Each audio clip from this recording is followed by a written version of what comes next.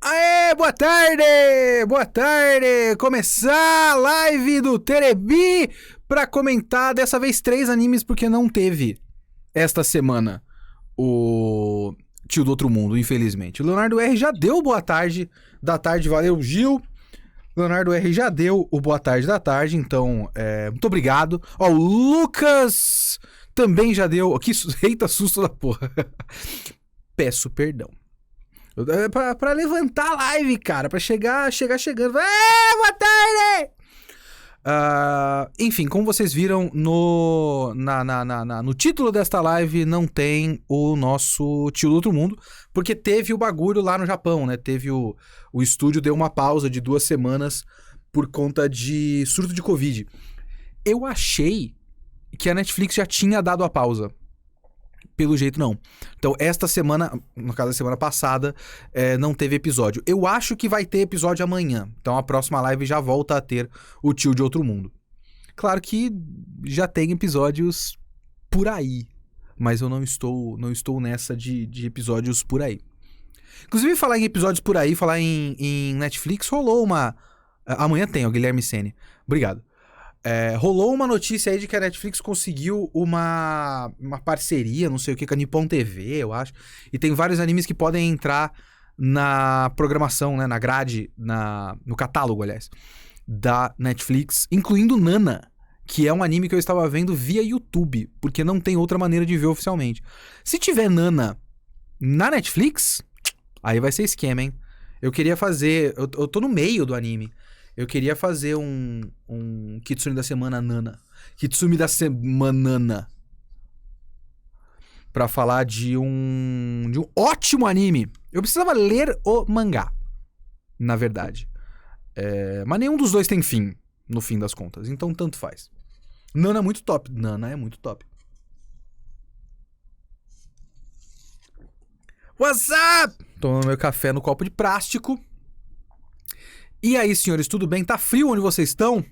Aqui em São Paulo, hoje foi um dia bizarramente frio, mas agora não tá tão frio assim. Como sempre tá frio, mas eu tenho que deixar o ar-condicionado ligado aqui no nosso estúdio. Então, estamos com o ar-condicionado ligado e touquinha, pra dar um estilo certo. Deixa eu colocar um pouco pra trás, porque esse negócio vai ficar de qualquer forma. Traduzir para qual idioma? Alemão, inglês, espanhol, francês, italiano ou russo?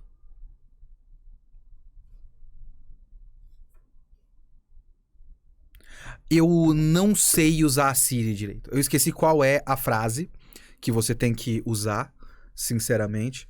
Mas a Siri, ela ativa do nada e eu não sei exatamente por quê. Não sei o que dá o spark na Siri. Ontem tava um frio desgraçado. Mas eu gosto. Tomar uma aguinha aqui. Muito bem.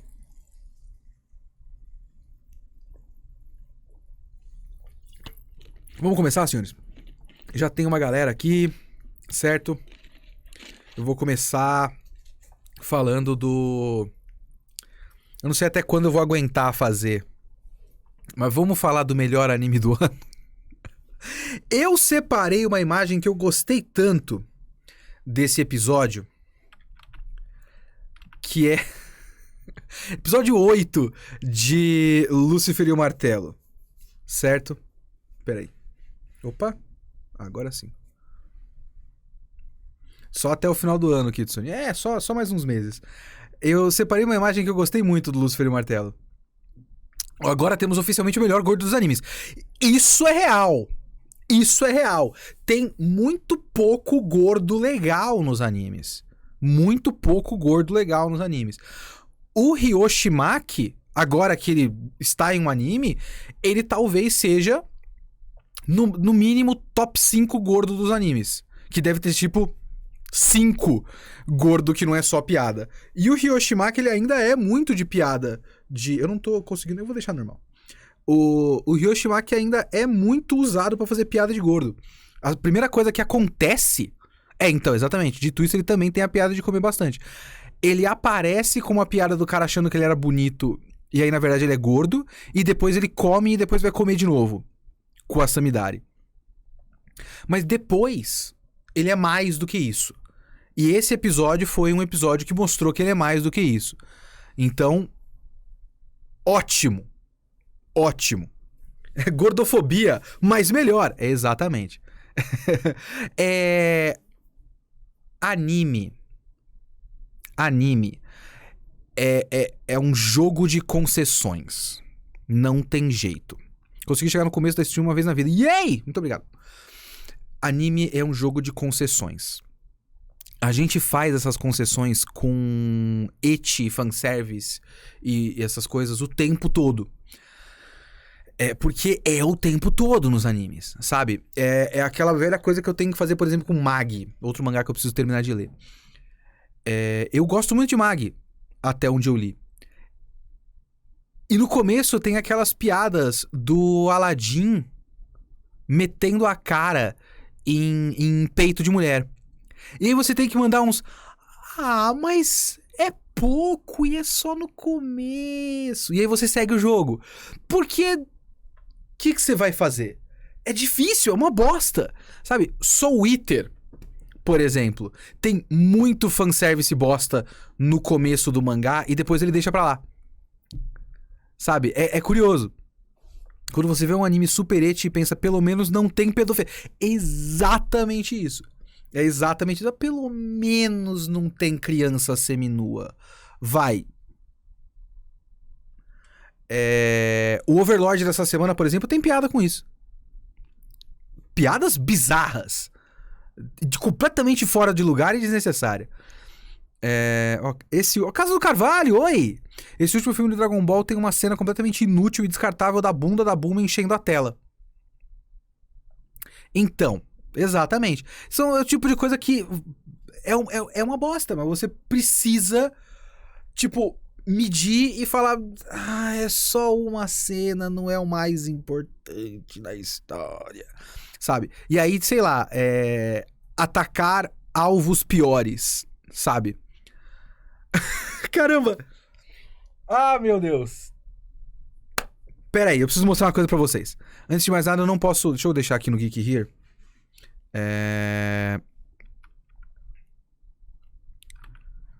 Porque eu preciso mostrar uma coisa pra vocês. Estão aqui no geekhere.com.br, certo? Deixa eu entrar no My Anime List. Ok. Cadê a busca? Aqui. Paradise of Innocence. Deixa eu explicar por que eu tô falando disso, certo? Existe um mangá, é esse aqui, ó, Mujaki no Rakuen. Eu nunca li o mangá, eu nunca assisti os OVAs. Mas eu conheço. Por quê? Tem um mangá aqui? Tem. Quantos volumes tem? Tem 13 volumes esse lixo? Eu não sei se vocês conhecem Paradise of Innocence. Oi, Jack Seven. Obrigado. Boa tarde.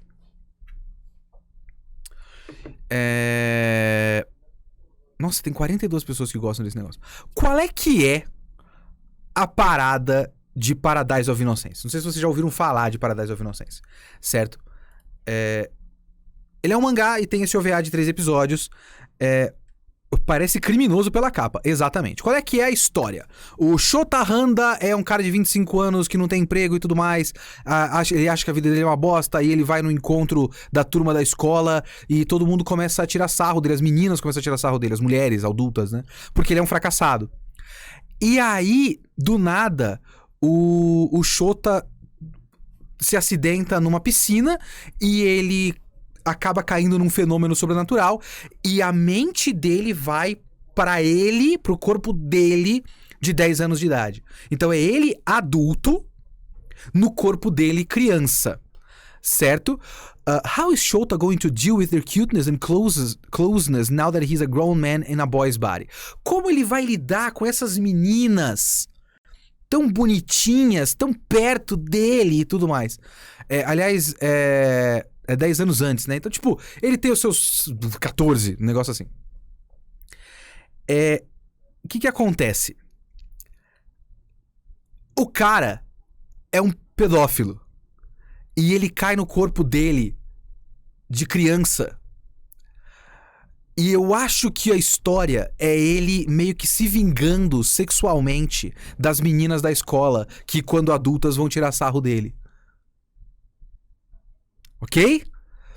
E aí, eu tava lembrando disso porque uma vez chegou lá, quando eu trabalhava na JBC, a editora mandou isso aí pra gente numa caixa, esse mangá. Editoras pequenas mandam mangás pras editoras estrangeiras pra... publica isso aqui. Algumas dessas coisas a JBC chegou a publicar. Esse, não. O Thiago, que trabalhava com a gente, que falava japonês, pegou o mangá na mão, ele achou um absurdo e a gente começou a comentar e virou meme na redação. O meme do mangá do Paradise of Innocence. Por que eu estou falando disso? Porque tem uma review disso, porque eu tava lembrando disso outro dia, eu fui procurar a informação, porque eu tava tentando lembrar o nome, aí eu lembrei, fui ver, conferir se não tava maluco, e era isso mesmo. Eu não sabia que tinha o OVA, eu só conhecia o mangá, e tem uma review desse OVA. E... qual é? É esse maluco aqui? É esse cara. Essa review é tão boa... porque... aqui, ó, deixa eu ver se eu consigo...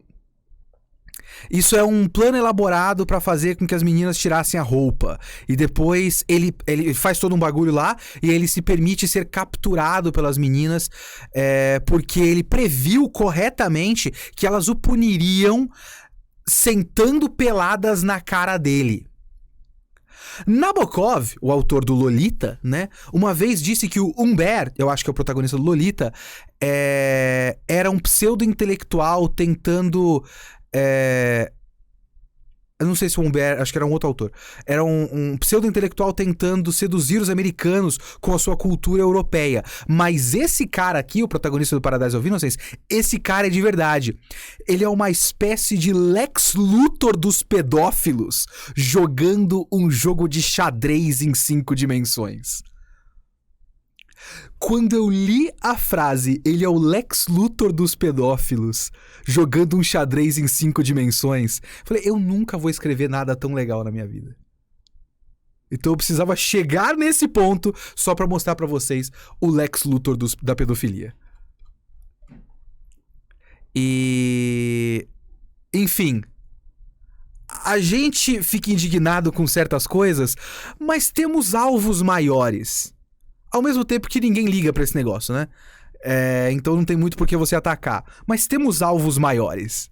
Entende? E esse é o bagulho do anime. Porque se alguém pegou aquele mangá... se alguém deixou 13 volumes daquele mangá ser publicado pra começo de conversa, certo? E aí alguém olhou pra esse mangá 13 volumes depois e falou, não, beleza, vamos fazer uma animação... a quantidade de mãos pelas quais isso tem que passar antes de lançarem um Blu-ray disso aí, porque isso não passou na TV, né? É um OVA, é lançado diretamente pra... no caso é mais recente, então é Blu-ray. DVD, sei lá. A quantidade de mãos pelas quais isso tem que ter passado pra isso ser lançado em DVD... comitê de produção, animador, diretor, patrocínio, o pessoal de autenticação de DVD, distribuição. Isso passa. Então nós temos uma normalização do bagulho e ele vai assim, passando por funis, e aí você chega no Overlord, uma série hiper mainstream, famosa e de sucesso, e você tem a piada, até eu tô com a imagem separada aqui, da menina com a boca salivando porque ela vai virar concubina de um moleque de 12 anos de idade, no episódio de hoje de Overlord. Então dá pra você fazer esse tipo de piada porque já ficou normal. Esse é o bagulho, né? Pior é eles mandarem para o Brasil achando que tava ok. Não, porque é normal, não tem nada demais. É só mais um mangá que a gente tem. Vai que o público de lá gosta desse tipo de mangá. Acho que eles gostam. Se a gente gosta aqui, por que não? Sabe? É normal, é normal. Então, e aí tem esse pensamento. Ah, é anime. Anime é assim. Mas vamos lá, vamos falar de Lúcifer e o Martelo, que tem o melhor gordo dos animes até agora. Ou pelo menos um cara que tá no top 5 gordo dos animes. Que esse foi o episódio...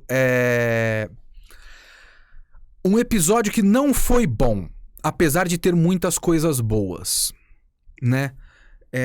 Por quê? Nesse ponto agora, a gente precisa conhecer a Ordem dos Cavaleiros das Feras, certo?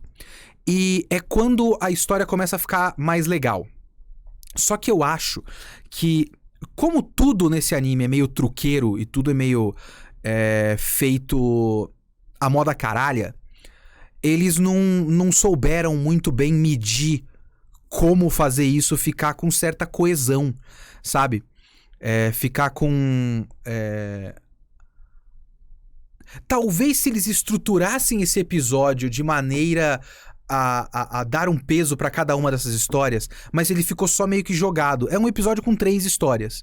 Metade deles, do episódio, é a história do Hiroshimaki, e a outra metade divide entre ela, né? A Yayoi, a cosplayer, Yaoi Hakudo, e a história do Soichiro Nagumo, que é o cara do cavalo. Eu precisei separar isso aqui pra vocês, porque... Ah, meu Deus! Olha esse cavalo!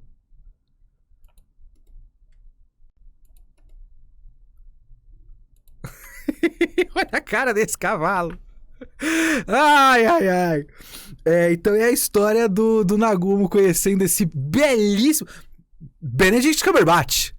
Quando eu falo que o Benedict Cumberbatch tem cara de cavalo, é disso que eu tô falando. É um cavalo com olhos muito bonitos, olhos muito sedutores, né? Que olhos lindos, senhor cavalo. Ele tem olhos muito bonitos, né? Então você tem aí o nosso querido o Adam Driver, né? Fazendo uma participação especial em Lúcifer e o Martelo. O elenco de Lúcifer e o Martelo faz milagre porque ele tem grandes nomes do cinema mundial, como o Adam Driver, né? Enfim, olha a cara desse cavalo, bicho. Mas enfim, as coisas ficaram meio jogadas, sabe? Se ele conseguisse mais ou menos estruturar essas coisas, se tivesse algum tipo de framing device, porque essas coisas elas funcionam no mangá, porque cada um desses é um capítulo. E mangá é episódico, sabe? Ele é lançado semanalmente em capítulos curtos. Só que, a não ser que você pegasse um capítulo e fizesse em uma semana e você desse uma unidade pra esse episódio, que ele fosse só o episódio da Yayoi, não daria pra fazer, porque é muito pouco dela, ou então você fizesse uma estrutura de capítulos no próprio episódio, você deixasse claro, colocasse um letreiro na tela, sabe? Alguma coisa do tipo. Mas do jeito que foi feito, ele ficou muito jogado, muito esquisito. Tem um momento que tem uma transição que mais ou menos faz sentido, mas ela é simplesmente jogada mesmo. Cara, o Jack Seven, milagre, Léo criticando o Lúcifer e o Martelo. Vamos ser real aqui. Porque... eu brinquei bastante e tudo mais, mas o anime não colabora, né? O anime não colabora. E é que o que me deixa nervoso com o Lúcifer e o Martelo é que a direção é muito fraca, sabe? Eu já falei isso várias vezes aqui nas lives mesmo, eu já falei isso antes. Um trabalho melhor de storyboard já deixava esse anime muito melhor. Mas não tem um trabalho bom de storyboard, porque eles precisam economizar muito. É um anime meio amaldiçoado, assim. É a versão audiovisual da Pata do Macaco, esse anime. A gente pediu, a gente queria que saísse, e aí quando sai, deixaram nas piores condições possíveis. Não é que é um monte de incompetente, deixaram nas piores condições possíveis. E aí você não tem um trabalho... todo o trabalho dos caras é tentar dar um jeito de ter menos frames, sabe? Então você não tem uma criatividade, sabe? E aí você tem uma direção que é ruim. O uso de trilha sonora desse anime me incomoda muito. Essa semana teve cena onde o corpo de uma personagem estava incompleto. Caramba! No Ruby! Mas o Ruby não tava tudo maravilhoso? Tipo, o primeiro episódio não tava lindo? Cara, que bizarro, porque eu pensei que o Ruby tava tipo, nossa, o anime só vale a pena pelo Sakuga. Então o Ruby vai ser eternamente um desenho horroroso, é isso? Porque o primeiro nunca esteve na... Não, mas a cena de luta do primeiro... o que eu vi foi a cena de luta do episódio 1. E eu vi pessoas elogiando isso. Eu jurava que o Ruby tava foda. Nunca esteve, na verdade. Bom. Então... o uso de trilha sonora desse anime me irrita muito, porque ele é muito fora de lugar. E eu acho que um negócio... Talvez seja o fato de eu já ter lido muitas vezes o mangá, né? Todas essas cenas fora são do mesmo animador e ele não aparece mais desde o episódio 2. Deus do céu. Ah, meu Deus. Lucifer agora começou com um negócio muito engraçado. É que desde o episódio passado, vamos ver se continua. Todo episódio, vamos ver, né, se vai continuar tendo 5 segundos de Sakuga. Esse teve também. A ativação do Kibele, do poder do Ryo. Que ele faz, ele ativa e fumaça e tal. 5 segundinhos de Sakuga. Eles só conseguiram pagar, tipo, porra... quanto você faz? Pegou um animador bom. Qual é o seu preço? Vamos calcular aqui quanto a gente consegue pagar. É 12 segundos. Então dá a cena do poder do Kibele pra ele. O resto a gente se vira. E aí o cara vai lá, mas beleza. Recebeu o script. Como é que é? Mão no chão, fumaça? Mão no chão, fumaça. Toma, mandou por e-mail. Beleza, obrigado, cara. E é só isso. É só isso. No episódio passado teve o socão da Samidari, né? Enfim. Talvez por eu ter lido várias vezes o mangá, eu criei ideias na cabeça de como certas cenas funcionam, ok? E eu também tenho um certo entendimento próprio, eu não sei se é real no sentido de... Como é que eu posso dizer? Real no sentido de a minha interpretação está correta ou não. Mas eu acho que a adaptação erra o tom de certas cenas e acaba deixando tudo plano. Eu vou te dar um exemplo. Essa cena aqui. Deixa eu abrir numa outra aba. Opa! Essa cena aqui. Esta cena é o momento em que a Yayoi tá falando. Ela faz um desejo do pacto de cavaleiro dela muito mórbido. Que é, meu desejo é que os meus pais morram sorrindo. E aí ela faz um discurso sobre a única certeza da vida é a morte.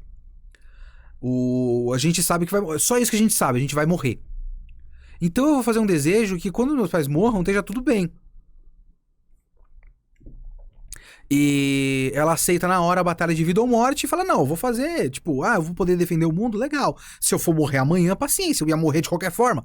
Então é tudo muito... mórbido o bagulho dela. E a gente vê essa abertura dela, sabe? Essa é a primeira vez que a gente conhece de verdade a Yayoi. A personagem vai se abrindo pra gente, a gente vai gostando dela com o tempo e ela vai ganhando contornos um pouco mais doces com o tempo. Mas ela começa essa personagem meio mórbida. Só que nessa cena tá tocando música bonitinha. Sabe, tá tocando uma música que é, tipo, a trilha sonora do...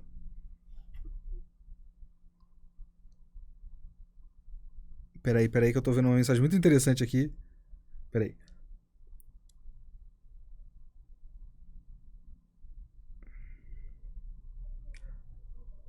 Então, a gente... A trilha sonora do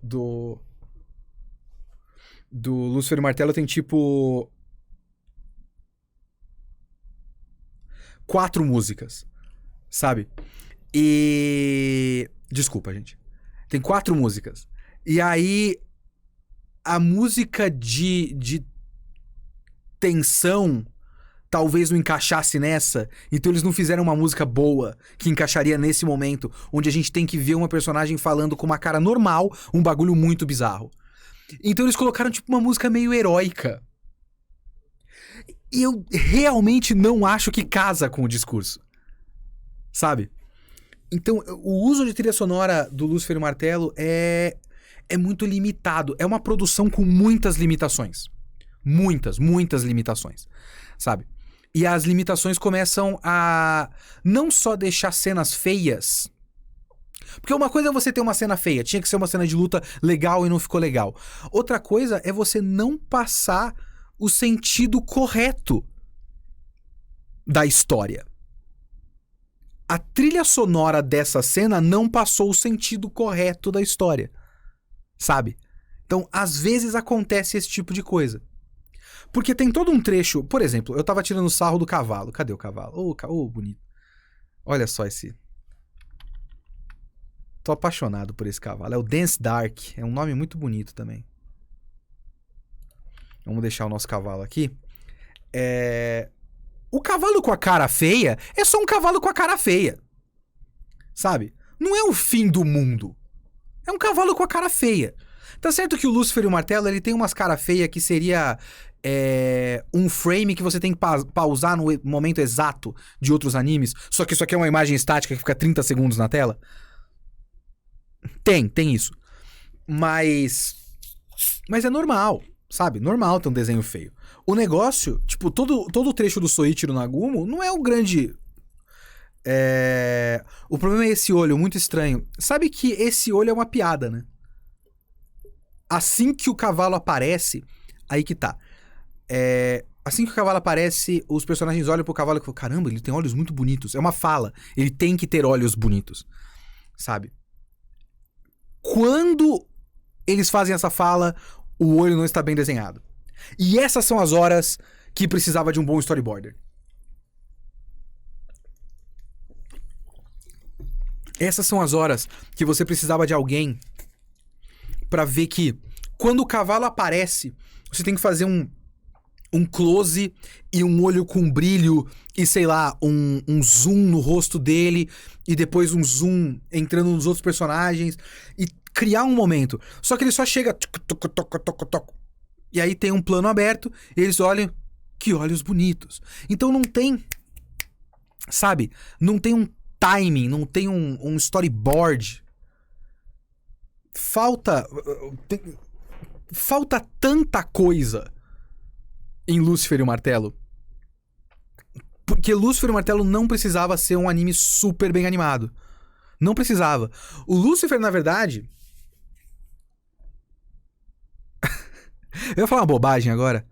O Lúcifer precisava de uma direção Hideaki Anno no Evangelion de 95. Porque a Gainax em 95 não tinha dinheiro pra nada e o Hideaki Anno dava um jeito. Tá certo que como o Hideaki Anno dava um jeito, quando precisava de uma cena super bem animada, ela ficava super bem animada. Mas ela não ficava super bem animada por 3 segundos, ela ficava super bem animada por 5 minutos. Então você tinha o resto do episódio dando todos os jeitos possíveis pra tapar a boca dos personagens, como o Lúcifer faz, só que com ângulos significativos, ângulos criativos. Tem uma cena que é a separação do Misato e do Shinji. O Shinji vai fugir. Ele vai pra estação de trem e a Misato vai falar com o Shinji. E é uns ângulos muito distantes um do outro. E eu acho que o Shinji tá sendo tapado a boca dele por um carro e tal. O que ele fez? Ele criou uma cena que, visualmente... Eu não sei se eu vou conseguir achar isso. Esse cavalo parece muito as animações de pessoas são transformadas em animais, tipo a princesa e o sapo. É bem isso mesmo. Visualmente o que ele fez foi criar a separação entre os personagens. Criar sentido com a imagem. Ele criou barreiras e ele criou distância e ele deixou os personagens pequenos porque eles estão muito isolados um do outro. Ao mesmo tempo que ele criou economia de frame, porque ele não precisou animar a boca. Sabe? dá pra você economizar frame de uma maneira bonita e significativa. O Lúcifer e o Martelo só afasta a câmera dos personagens ou deixa o personagem de costas, ou como nesse episódio, quando o Soichi Nagumo vai falar, ele coloca a mão na boca. É muito engraçado. Tem um momento do episódio que ele coloca a mão na boca e aí nada é animado. Sabe? É foda. É foda. Então acho que faltou... Não é só o anime está feio. É o anime está limitado, mal dirigido. Falta muitas coisas em Lúcifer e o Martelo. Não falta só dinheiro pra fazer... Dinheiro pra fazer Sakuga, sabe? Eu tô tentando me arrumar. Leonardo... Espelhado. Se arrumar espelhado é muito bizarro. Seria bom um diretor ex-Shaft, tipo Yokofuta, não é Yokofuta, né? Nouta, é outra... Yofukatsu. Eu tinha falado errado uma vez. Yofukatsu Nouta. Mas tipo, um diretor que consegue dar um jeito. Eu não sei quem é esse diretor que tá fazendo esse anime. Eu sei que o negócio já é Yokufashi Nouta. Eu sei que o negócio já é, tipo... terceirizado para um estúdio fora do Japão. Então tá tudo nas piores condições possíveis. E isso faz desse anime o melhor anime do ano. Só pra continuar usando a frase. Certo? Vamos lá. Aqui. É que me irrita um pouco na orelha. Vai ficar assim, vai ficar super arrumado aqui. Vamos lá? Vamos mudar para o anime que não tem nenhum desses problemas. Nenhum.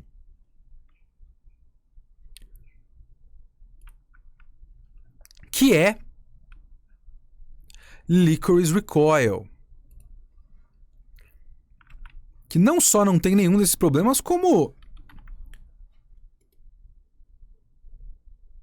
é um anime feito apenas de coisas boas, né? É um dos melhores animes desse ano, fácil. Meu Deus, esse episódio. Caras, eu não sei o que o Gang Kawaii está querendo dizer com esse emoji, com essa frase, porque ela tem muitos sentidos diferentes. Certo? Tem muitos sentidos diferentes. Então, eu concordo com a frase em alguns dos sentidos dela. Porque... Meu Deus, esse episódio, né? O que aconteceu nesse episódio de Lycoris Recoil?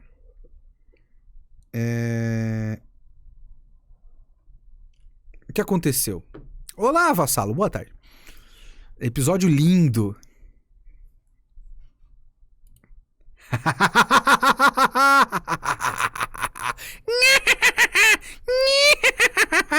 Achei bom, mas previsível ao mesmo tempo. Vamos lá, o que aconteceu nesse episódio? No episódio passado, a menina, a Chisato, foi sequestrada pela pessoa lá do Shinji whatever. Eu esqueci o nome do homem, do sobrenome do cara. Certo? Foi uma comoção geral esse episódio. Vamos lá, ela foi sequestrada, a mulher pegou uns eletrodos e fez... Bzz, bzz, bzz, bzz. E aí descobriram que então, o que eles fizeram foi dar uma sobrecarga no bagulho. A gente não tem a tecnologia pra trocar o seu coração. O hardware já não tá mais funcionando. Não tem como reiniciar. A gente não tem acesso aos bagulhos e tal. E agora você tem tipo quanto tempo mesmo? 2 semanas? 2 meses? Eu não lembro agora. Mas ela tem muito pouco tempo de vida. Ela vai morrer. Ela não vai morrer, mas ela vai morrer. Diz a trama do episódio, né? Então você vai morrer. 2 meses, obrigado. Me caguei. Obrigado, Shinjiko. Porque... Vamos lá, a gente vai chegar no me caguei. Ok? Já chegamos no me caguei. Bom. E aí o que a gente tem é o resto do episódio com a Takina andando por aí com a Chisato. Tipo, é um episódio de Slice of Life, né? E tem um flashback de quando tudo isso aconteceu, certo? E é nesse flashback que é confirmado, nessa cena aqui, nada sutil, o casal Mika gay, né? Esse é o casal Mika gay. De fato, o Mika é gay. E o Shinji Whatever também, certo? Então a gente teve isso aqui nesse episódio.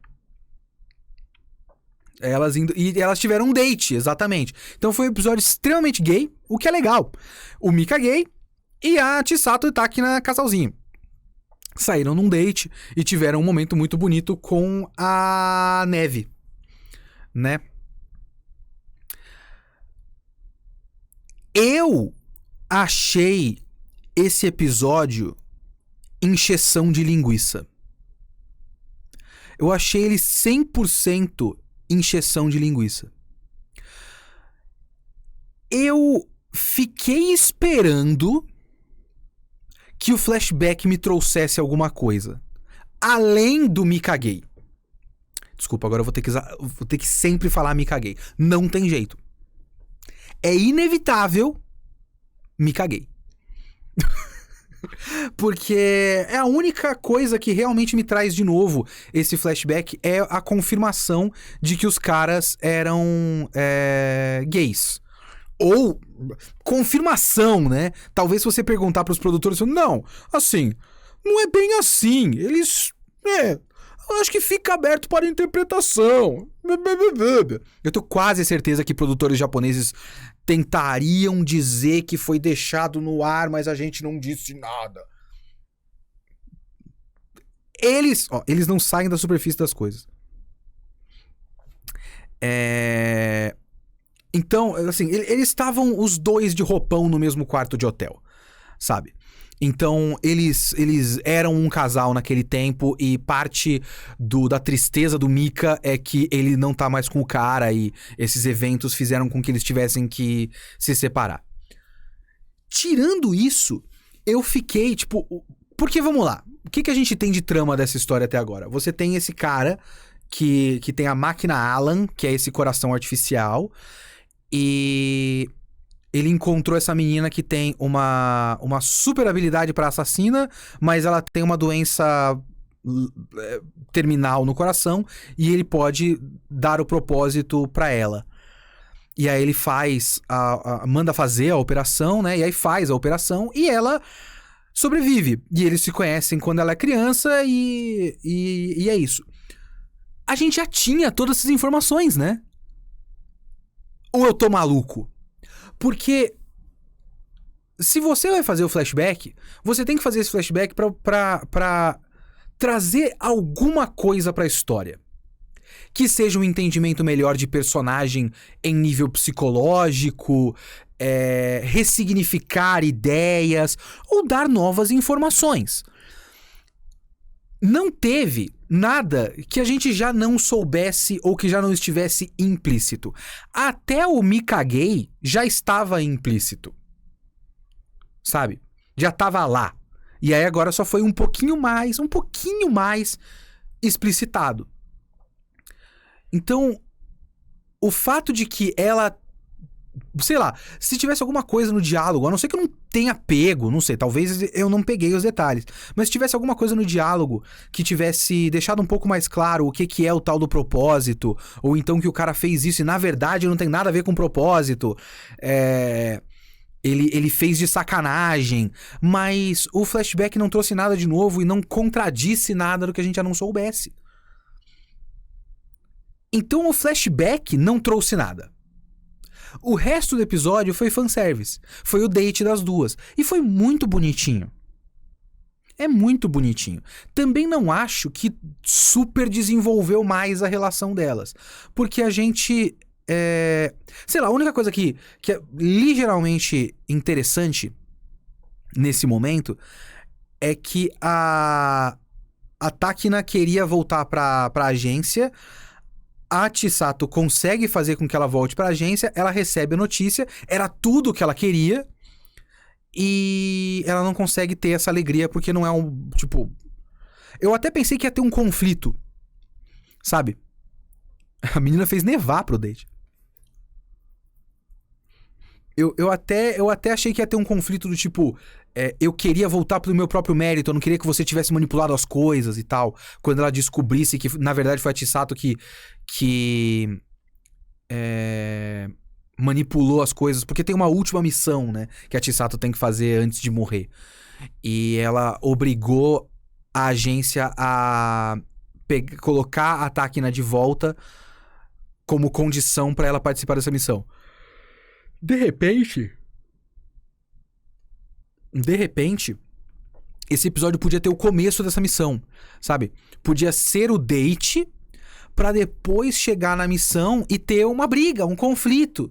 Do tipo, porra, então era isso, então eu voltei pra agência por causa disso, e você vai nessa missão, você não deve nada pra eles e tudo mais. Mas não, esse episódio focou num flashback inútil e no date Slice of Life fanservice. Que é muito bonitinho, porque tudo nesse... O anime é perfeito, o anime é maravilhoso, é muito bem produzido. Como a gente falou, a menina fez nevar no date. Sabe? Parabéns pra Takina que fez nevar. Mano, inacreditavelmente foda. Né? Mas não me trouxe nada de novo, nada que eu já não tenha visto antes. Sabe? Eu tô tentando lembrar de algo que eu possa comentar a mais desse episódio, porque não tem. Não tem. A única coisa que eu fico... Tem cada anime que a gente nem acredita. Será que eles vão ter coragem de matar Chisato de verdade ou vão dar um jeito de ela viver? Eu tenho 90% de certeza que eles vão dar um jeito da Chisato ficar viva. Tipo, pra mim é quase garantido que eles dão um jeito da Chisato ficar viva. Porque é um anime muito fanservice. E eu não digo fanservice de... tem um pouco, mas tomada de calcinha, peito balançando. Ele é um anime fanservice que você gosta de ver meninas bonitinhas. E ele precisa... né, te pegar ali no emocional pra você se importar com elas, mas não acho que não seja mais do que isso, não. Vai deixar você com medo dela morrer e aí vai dar pra trás. Eu tenho 90%... Eu posso estar errado.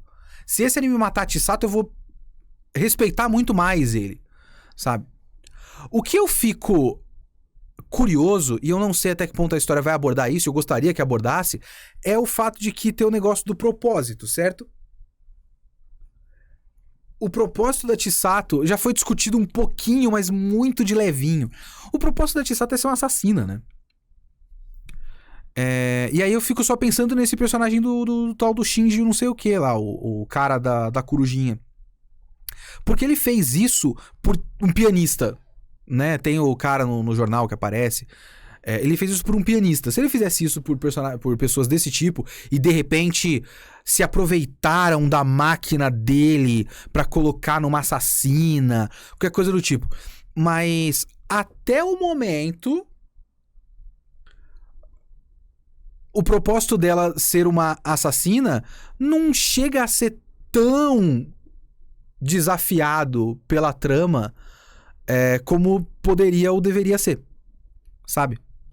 Sei lá, geral realmente acha que aquelas flores vermelhas significam morte da Chisato das meninas. Eu acho que as flores vermelhas significam que elas são assassinas, né? O que é? Sei não, eles não disseram que mesmo com o coração biônico ela só duraria até os 18. Tem alguns personagens que para outros crescerem tem que ser diminuídos. Outros... Não entendi nada que você falou. Tem alguma coisa contra fanservice, Léo? Eu não falei nada de contra fanservice, não. O que eu tô querendo dizer é que esse não é um anime que vai te desafiar. Sabe? Eu falo fanservice de o que é legal nesse anime? Esse anime é pra quem gosta de ver meninas bonitinhas. Sendo bonitinhas. Fazendo coisas bonitinhas. Se você colocar elas em situações muito pesadas e depois matar a menina, desafia o espectador. Porque o que o espectador quer. Veja bem, esse é um episódio antes da morte da Chisato. Então, quando anuncia a morte certa da Chisato, o que eles fazem? Passam 10 minutos do episódio num date. Porque o que você quer dessa pessoa? Vai ter um subtexto de morbidez e tensão e provável morte? Tem. Mas o que você tá vendo na tela é duas meninas bonitinhas sendo bonitinhas juntas. Porque é isso que o público desse anime quer. E é isso que eles estão dando. Então eu falo fanservice no sentido de dar para o público exatamente o que o público quer. Num anime de luta, quando você faz um sakuga super bem feito de uma cena de luta, é fanservice. Num anime de mecha, quando você tem uma tomada de engrenagens girando e peças encaixando e o negócio abrindo. Pra citar mais uma vez Evangelion, as cenas em que o entry plug entra na nuca e aí abre um negócio e faz um não sei o que, e entra no negócio e gira e depois fecha. Isso é fanservice pra quem gosta de mecha. Eu gosto pra caralho dessas cenas, porque eu gosto de mecha. É fanservice pra mim. Esse é um anime de fanservice. Não é um anime de fanservice de nudez e subtexto sexual, tanto assim, mas é um anime de fanservice. E eu acho que como anime de fanservice, ele não vai... Essa é a minha aposta. Eu posso estar errado, eu quero estar errado. Mas eu não acho que ele vai desafiar o público. Eu acho que o público quer que fique tudo bem e eles vão deixar ficar tudo bem porque é isso que o público quer. Esse é o meu ponto.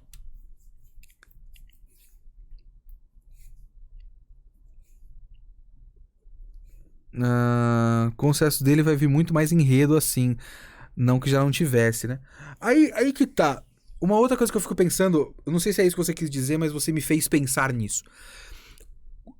Esse foi um episódio que bateu uma pequena tristezinha em mim. Que é... Oi, Jandai, boa tarde. Bateu uma pequena tristezinha em mim, que é o fato de que de início eu achava que esse anime seria mais interessante, porque eu achei que ele seria mais variado, sabe? Eu achei que ele seria um anime em que todo episódio tem uma missão diferente e você veria elas tendo que solucionar situações diferentes. Só que claro que eu não vou dizer que eles fizeram isso de fato, porque esse anime tem que estar todo planejado do começo ao fim pra você fazer. Ele só tem 12 episódios, não dá pra você mudar o rumo no meio. Não é que nem mangá, que dá pra você mudar o rumo no meio de acordo com o feedback do leitor, porque o leitor dá feedback pra você diretamente. É difícil de medir isso. Quando você medir o feedback desse anime, você já tá produzindo 7 episódios na frente, sabe? Então eu não acho que eles mudaram os planos no meio por causa do público, mas me dá muito a sensação de que, sei lá, eles perceberam no meio do caminho que eles iam ganhar muito mais audiência se eles focassem nas meninas bonitinhas sendo bonitinhas. Então virou a história do drama meia boca da Chisato, em vez de essas personagens lidando com situações variadas. E eu acho isso mais fraco. Até porque, aí é uma coisa minha também. Como eu já falei algumas vezes, eu estou interessado no anime e eu admiro muito esse anime porque ele é muito bem feito, muito bem produzido. Mas eu não me importo com este anime. E eu não me importo de verdade em nível emocional com nenhuma dessas personagens. Então, esse episódio, tentando ser dramático, só me deu preguiça. Foi aqueles momentos que internamente eu tô lá assistindo no sofá e aí eu vejo as cenas tocantes, o flashback tocante, eu fico, mano, vai tomar no... Porra, pra cima de mim. É assim que eu tava assistindo esse episódio, sabe? Porque eu não consigo me conectar emocionalmente com esse anime. Esse é um anime, pra mim, que depende totalmente da produção. Ele é o que é, o sucesso que parece estar sendo, porque ele é uma ótima produção. Se fosse um anime mais meia boca, ninguém ia ligar. Ninguém ia ligar. o Propaganda e a missão de tráfico de armas estavam mais interessantes do que o drama. Exatamente. Fora que era muito mais interessante que as coisas não estivessem muito conectadas. E agora tudo tá conectado, sabe? O bagulho do tráfico de armas já tinha a ver com o cara de cabelo verde, que já tinha a ver com o cara da coruja. Então tudo, desde o primeiro episódio, tá conectado. E nem sempre tudo estar conectado é a melhor coisa. Nesse, ia ser mais interessante que nem tudo estivesse conectado. Porque aí você ia criar um mundo mais crível. Sabe, você ia criar um mundo em que várias coisas acontecem. E essas personagens, elas precisam lidar com várias situações. Elas têm um trabalho que todo dia é diferente. Porque é assim que funciona quando você tá combatendo o crime ou qualquer coisa do tipo. Sabe? Mas tudo tá conectado, então a história fica, tipo, menor. Sabe? Deixa tudo menor. Sabe? Enfim. E é isso, é um anime que eu vou ter que, tipo, dar uma nota alta,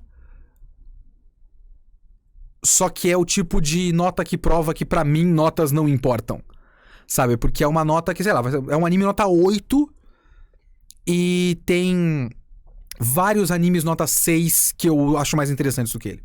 É tipo isso. Eu ainda acho que o anime da namorada cosplay vai gerar mais cópias.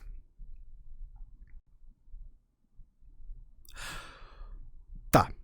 Eu não sei até que... É difícil, né? Esses animes de comédia romântica, como o My Dress Up Darling, é difícil de você mensurar o que da fórmula vai pegar. Porque ele já é uma continuação de uma fórmula, né? Porque a personagem é um grande clichê. A personagem é boa, mas ela é um grande clichê, a Marin. Ela é aquela Manic Pixie Dream Girl. Vocês conhecem o clichê da Manic Pixie Dream Girl? Que é o clichê do cara meio qualquer, o cara meio bobão. E aí vem uma menina maluquinha! E ela gosta muito dele, e ela entra na vida dele e bagunça a vida dele totalmente! E muda, e ele começa a sair da sua casca, porque essa menina doidinha, ela é muito doidinha. Isso é muito comum.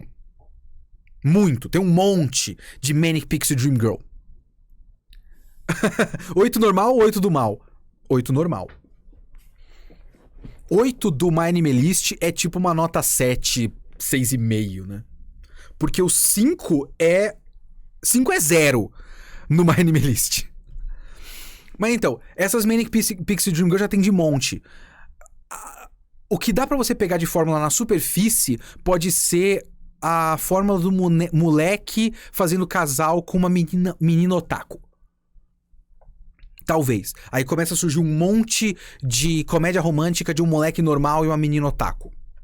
Porque a gente tem que pegar de detalhe de superfície. O detalhe mais bobo possível. Não é a maneira que eu vejo as coisas. Mas é a maneira como, sei lá, as pessoas e a indústria veem as coisas. Se o... Como é que chama o nome? Se o My Dress Up Darling deu certo, o que a gente pode copiar do My Dress Up Darling? Ah, então pega um moleque meio travadão e uma menina otaku. Otaku, cosplayer, gamer... Alguma coisa do tipo. Que seja uma coisa nerd e ela vai trazer o moleque pra esse mundo de peito aberto. E... com sorte, sutiã aberto também. A única coisa que o Akana tem de interessante visualmente é ser alto. É bem isso mesmo. Tem uma leve enorme de mangá assim, Otaku Dream. Ah, tem? Então, já... De repente, o My Dress Up Darling nem é o negócio que vai começar as cópias. Ele já é fruto de uma tendência. O detalhe é que é muito bem animado, não tá fácil de reproduzir. Então... O My Dress Up Darling, ele é a junção de várias coisas, né? E a sorte dele é que ele é bom. Eu não acho My Dress Up Darling é um bom anime. Eu gostei, eu acho um anime que tem muita coisa positiva. Ele tem muita sinceridade nele, sabe? Tem muitas qualidades. Muitos problemas, mas muitas qualidades, sabe? Acabei de entrar, a primeira frase que ouço é sutiã aberto. Muito bem, esse foi o meu comentário sobre Lycoris Recoil, que terminou com uma mini review de My Dress Up Darling. E por falar em peito aberto e sutiã aberto, vamos falar de Overlord. Cadê? Pam, pam, pam, pam. Vamos começar com aquele velho: meu Deus, senhor, por que a vida é assim? Eu vou... Cadê a Candy? A Candy tá aí, não tá? Tá sim. Eu vou ter que começar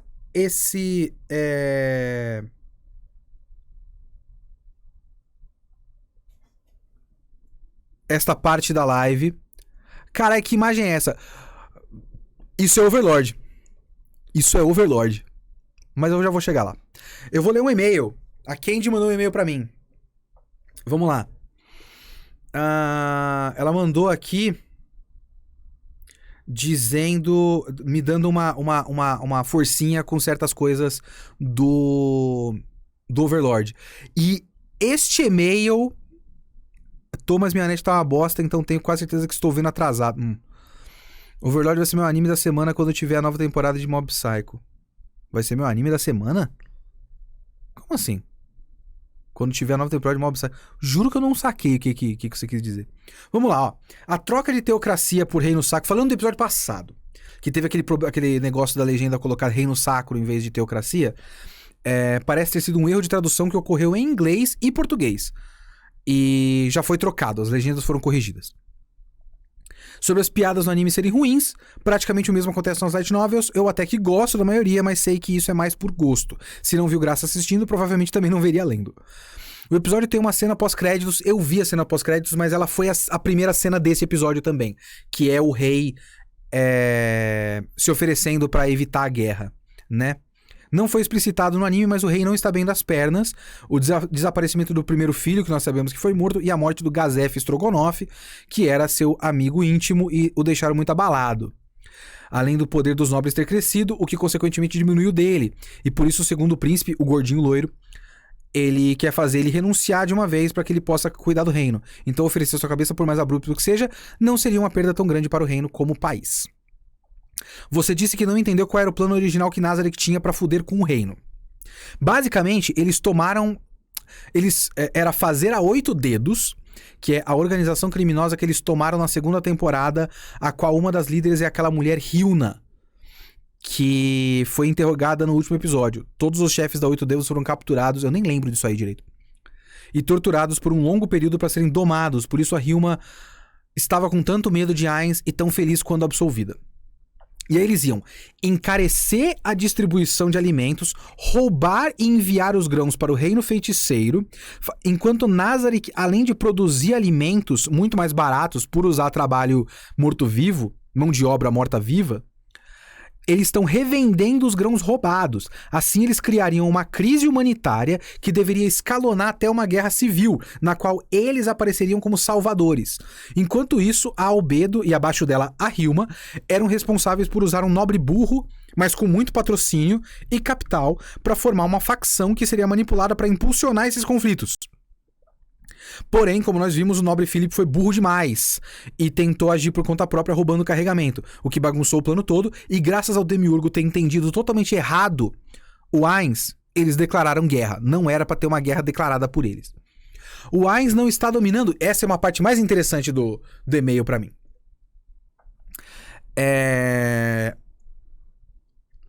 O Ainz não está dominando o mundo só por ter calhado de acontecer várias conveniências e mal-entendidos. Ele é uma pessoa ruim, principalmente por não ser uma pessoa. O anime diminui pra caralho isso, mas nos livros tem bem mais foco em como ele perdeu a humanidade quando se tornou um morto-vivo. Ele toma atitudes cruéis que mataram e matarão literalmente milhões por escolha própria, como o massacre das plantas da planície de Katse, onde além de matar 70 mil para mostrar o seu poder, ele sem motivo nenhum, além de testar os limites do seu poder, invocou aqueles monstros que pisotearam mais de 100 mil. Esse massacre de soldados e nobres foi o que permitiu que a facção anteriormente citada fosse criada, pois muitos segundos e terceiros filhos de grandes famílias e nobres de famílias menores que não tinham grandes conexões ascenderam graças ao vácuo de poder criado. Ademais, ainda me referindo ao massacre da planície de Katse, o mesmo que eu disse ter ocorrido na Batalha dos Quagoas aconteceu nesse momento. As cenas que foram descritas do ponto de vista dos massacrados, nos mostrando sua impotência e fragilidade perante os protagonistas, foi animada de forma meia boca, tanto visualmente quanto em mensagem. É como se a novel estivesse dizendo, olha como Nazarick são monstros, enquanto o anime tá dizendo, olha como Nazarick é fodona. E isso me preocupa muito, porque o arco atual possui ainda mais momentos como esse. Esse é o problema de Overlord. Um dos. Pelo jeito. Porque, pelo e-mail da Kenji, muito obrigado, o tom da novel é completamente diferente. Porque com o anime, o Ainz é um personagem cômico, né? Ele é realmente, tipo, a interpretação que eu pego, e eu pego essa interpretação da direção do anime, pelo menos é a minha interpretação, né? É que ele é aquilo que eu sempre falo, tipo, oh meu Deus, toda hora acontece alguma coisa e a gente tá dominando o mundo, E quando ele faz quando ele toma essas decisões, como por exemplo foi na temporada anterior, que ele pegou aqueles monstros bizarros e massacrou um exército inteiro, ele não consegue... Não é nem que ele não consegue ter um equilíbrio, eu ia falar um equilíbrio. O problema é que ele está tentando ter um equilíbrio. Ele deveria, pelo jeito, mostrar como essas atitudes são cruéis, mas ele mostra como é cruel num tom de mas é muito da hora, né? Dá uma olhada nessa cena aqui, porra, que maneiraço, bicho! Porra, foda! Ele pegou os bichão e ele ganhou de todo mundo! Então, não tem uma reflexão sobre esses eventos. Só tem, realmente, uma exposição que tem a intenção de criar personagens que são simpáticos. A Tumba de Nazarick é formada por personagens que são feitos para serem simpáticos a nós. Eles são cruéis, e isso é uma coisa que sempre me deixou meio em dúvida, sabe? Eu não consigo entender muito bem qual é a intenção desses momentos. Porque me dá a impressão que ele é meio que um fanservice de crueldade. Mas não num sentido exatamente macabro ou mórbido. Ele é num sentido adolescente vazio. Ele é... Olha como nesse episódio, por exemplo, tem um momento que a Albedo ameaça um cara de morte. E não é pra gente ficar com medo, não é pra gente achar aquilo horrível, não é nem pra gente ter aquele momento de isso é muito metal. É mais ela pode matar o cara, legal. É muito vazio. É muito superficial. Sabe? É pra ser cool e badass. Apenas isso. Sem tentar refletir demais sobre isso. É só cool e badass. Macabro tipo fascista. Não! A gente pode interpretar como fascista. Até porque esse episódio tem um momento muito curioso. O momento com esta personagem aqui. Que eu sinceramente não sei o nome dela, mas ela é a irmã da Albedo. Que inclusive esse é um outro problema desse episódio pra mim, mas aí pode ser só falta de memória. Esse é um momento que rola essa personagem pedindo pra não matar todo mundo e o Ainz casualmente defendendo um genocídio porque a gente não pode deixar a humanidade ficar forte demais, a gente tem que dominar eles. A gente não pode deixar eles nos dominarem, então genocídio. Muito casualmente. Nigredo, obrigado. Então, eu interpreto isso como fascista. Eu concordo com você, mas eu não acho que tem... Eu nem acho que existe uma ideologia por trás de Overlord. É uma coisa muito pragmática. Até. Se a gente está vendo as coisas do ponto de vista da tumba de Nazarick, eles são, na prática, os nossos heróis. Eu acho que a lógica é mais ou menos por aí. Vamos lá. A gente tá vendo pelo ponto de vista da tumba de Nazarick, certo? Ainz é comunista? Não, né? O Ainz é... Tudo que eu descrevi agora é basicamente fascista, né? Se ele fosse comunista, ele tava distribuindo os meios de produção e distribuindo arroz orgânico pras pessoas. Ele tá roubando comida e... O Ainz, inclusive, tá fazendo exatamente o que o capitalismo faz. Ele tá acumulando bens comuns pras pessoas e deixando como é que chama? A escassez gerar conflitos pra ele ganhar dinheiro em cima da escassez. Puro capitalismo, cara. O Ainz é o quê? Acima de tudo, um investidor. Overlord eu não acho que é um anime fascista, não. Eu não acho também que é fascista. É isso que eu tô querendo dizer. Eu acho que a gente pode olhar pra tudo que tá acontecendo em Overlord e interpretar como. Mas eu não acho que é isso que Overlord está fazendo. Porque eu não acho que é assim que Overlord pensa como produção. Eu não acho que Overlord opera dentro de um pensamento que considera ideologias. Eu acho que talvez eles tenham pego as novels e as novels têm camadas. Não li. Mas vamos pensar dessa seguinte maneira. Teorias aqui. Teorias. Os caras pegaram a missão de adaptar Overlord. Eles leram a novel. Eu falei, cara, essa novel faz com que a gente tenha que adaptar um personagem que é um homem caveira bizarro que não tem mais sentimentos. É basicamente impossível você criar empatia e simpatia com esse personagem. E tem vários outros momentos em que você passa pro ponto de vista de vítimas desse personagem, e aí o personagem principal é mostrado como um monstro.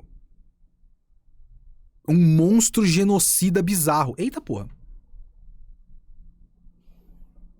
O que aconteceu aqui?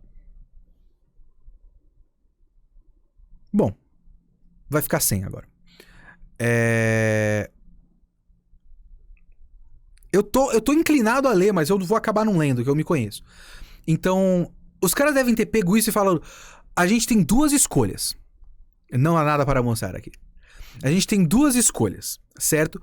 Uma escolha é encarar de frente as camadas de cinza desse material original.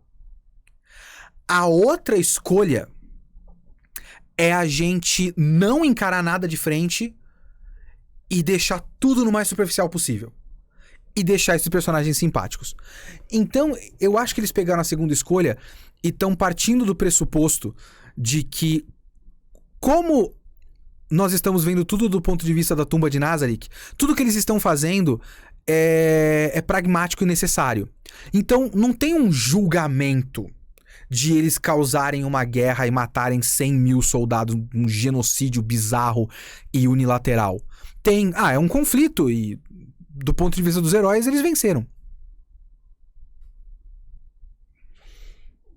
É uma vitória. Vitória é vitória. Sabe? Então eu acho que eles estão mais ou menos nesse nível de superficialidade.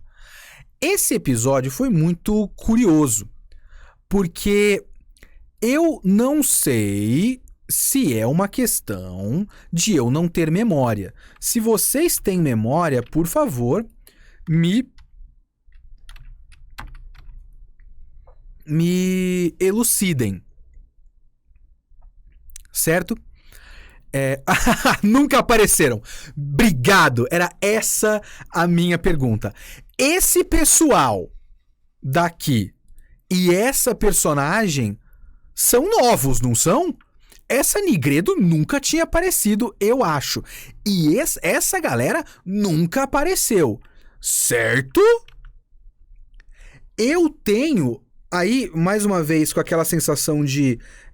a Nigredo já foi mencionada. Ok. Não é a mesma coisa, mas obrigado. Já foi mencionada. Pra quem não tá entendendo essa cara, qual é que é essa cena? Vai ter o ataque da guerra, né? O Ainz, ele declarou que daqui a um mês eles atacam e eles começaram a atacar. Tava com as tropas dos mortos-vivos.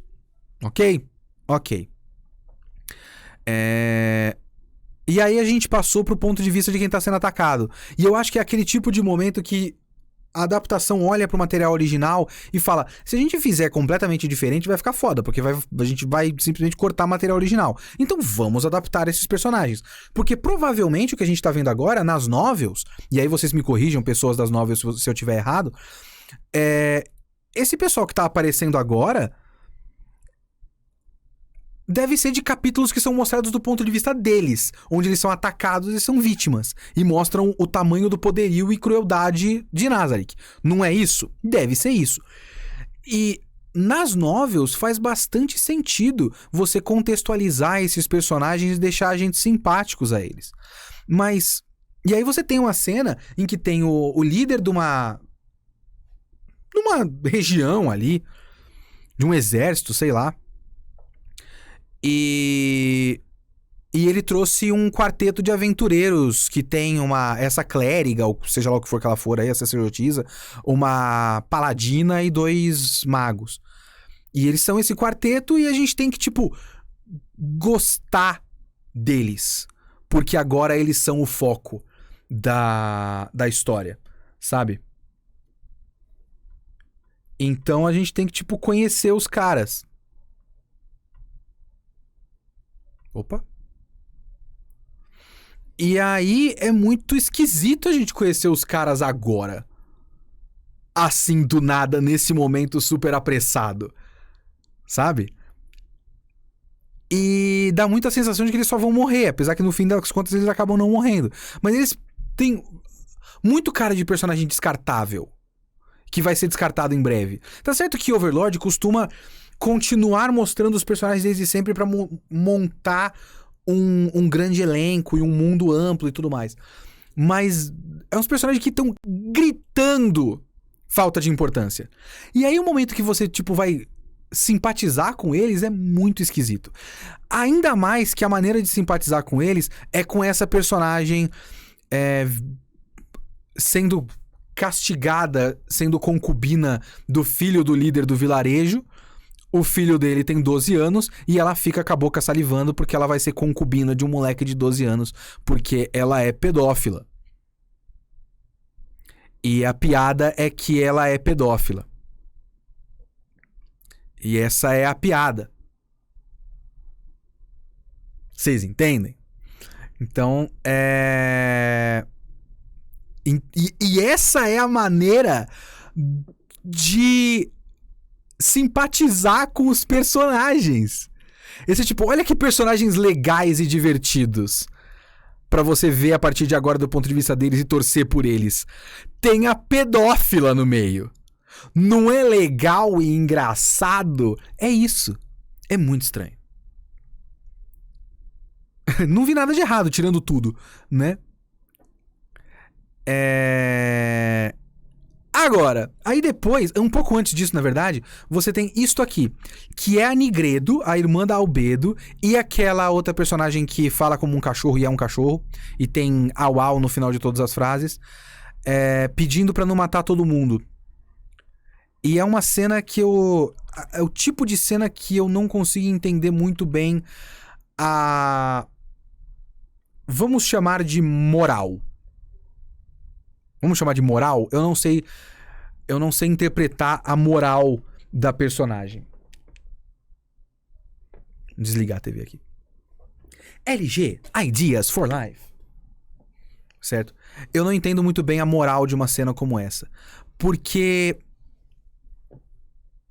ele acatou o plano de não matar todo mundo porque é um pouco de humanidade que ele ainda tem, mas ele mesmo defendeu um pouco que, na verdade, o melhor é matar todo mundo, porque a gente não pode deixar a humanidade dominar a gente.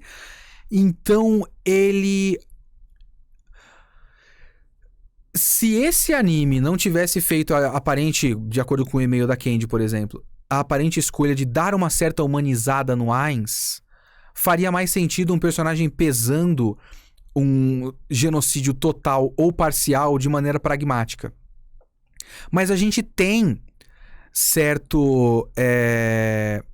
simpatia pelo Ainz. O Ainz ainda é um personagem divertido que a gente gosta como uma pessoa.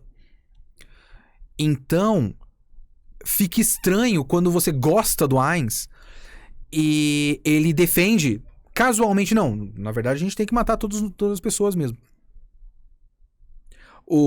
Tipo, do ponto de vista estratégico, a melhor coisa que a gente pode fazer é limpeza étnica. Sabe? Só que a gente gosta dele. Ou pelo menos é feito para ser gostado dentro da lógica de Overlord. Então é uma cena muito estranha. Mas também é uma cena que eu não acho que ela foi criada para suscitar nenhuma discussão. Ela foi criada... a Nigredo não é boa, ela só ama crianças. E o Ainz aceitou mais porque a Nigredo é muito poderosa e é um dos monstros não 100% leais ao Ainz. Então ele não quer deixar ela puta. Você tá me obrigando a ser ditador, Bonner. Eu, candidato. Tá, então... Veja bem, eu não acho que tem nenhuma discussão sendo levantada aqui.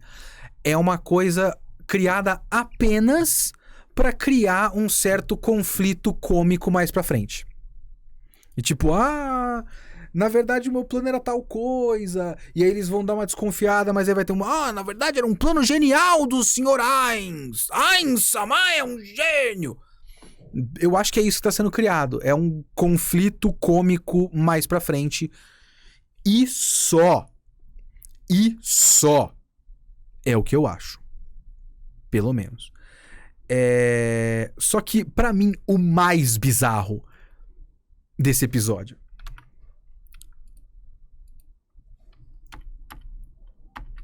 foi isso aqui.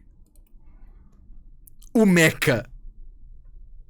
Apareceu um mecha diretamente de Kyokai Senki, que é um design muito Kyokai Senki. Um mecha. Tipo, do nada, irmão. Do nada. Talvez seja um dos jogadores que o Ainz está o tempo todo procurando e tal. Eu já devo ter comentado algumas vezes. Mas eu tenho uma certa resistência com as coisas de Overlord. Que eu sei que os NPCs foram criados aleatoriamente dentro do jogo. Mas eu não gosto de um bicho é um besourão, a outra parece uma súcubo, e aí você tem um cara de smoking. Sabe? E uma menina com um vestido de gothic lolita.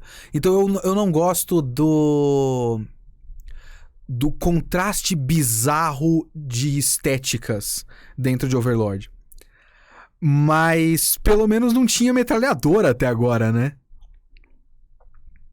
Vai me dizer que algum dos amigos dele que voltou. Quem já tá falando que não é. Spoiler, esse mecha é descendente de um jogador que foi pra esse mundo no passado. Ele herdou a armadura. Ok. Cara, o mecha de metralhadora é só inacreditável. É simplesmente do nada um bagulho completamente nada a ver. Sabe? Foi um bagulho que eu olhei e falei... Sabe quando dá um choque assim? Só esquisito. Só esquisito. Obrigado pela explicação, mas mesmo assim ainda mostra que originalmente o jogo que eles estavam jogando devia ser uma merda, né? Que é um jogo completamente nada a ver. Por que tem metralhadora nesse jogo? Porque se ele herdou essa armadura de um jogador, ele herdou do jogo. Então no jogo original tinha armadura. Que jogo horroroso. Parece carta de Yu-Gi-Oh! Que tem deus egípcio e tiranossauro robô. sabe? E guerreiro celta. É tipo isso. Por isso que faliu, exatamente. É porque nos MMORPG geralmente tem o mapa steampunk. Mas sei lá, mesmo o próprio Ragnarok tinha uma espécie de coesão estética dentro de si. Isso aí é muito, sabe, muito dispare, digamos assim. MMO, pô, tem magia, fantasia, armas modernas, tudo no mesmo mundo. Achei bosta. Achei esquisito. Mas claro, tudo como eu planejava. Né? Esse foi o final do episódio. Tinha Gunslinger, né? No Ragnarok. O jogo era pay to win, tem várias piadas na novel sobre o Ainz gostar muito mais do que realmente era bom. Tá, ok. Faz sentido. Faz um pouco mais de sentido. Por isso que ele tinha tudo, né? Ele trabalhava pra comprar item do jogo, né? Overlord, diferente de outros animes, tem o que falar. Cara, Overlord é muito bizarro. Eu não consigo ter uma opinião de Overlord. É muito estranho comentar Overlord às vezes. Ele é esquisito, é um anime esquisito. Sabe? Ele é um anime esquisito. Então eu não sei.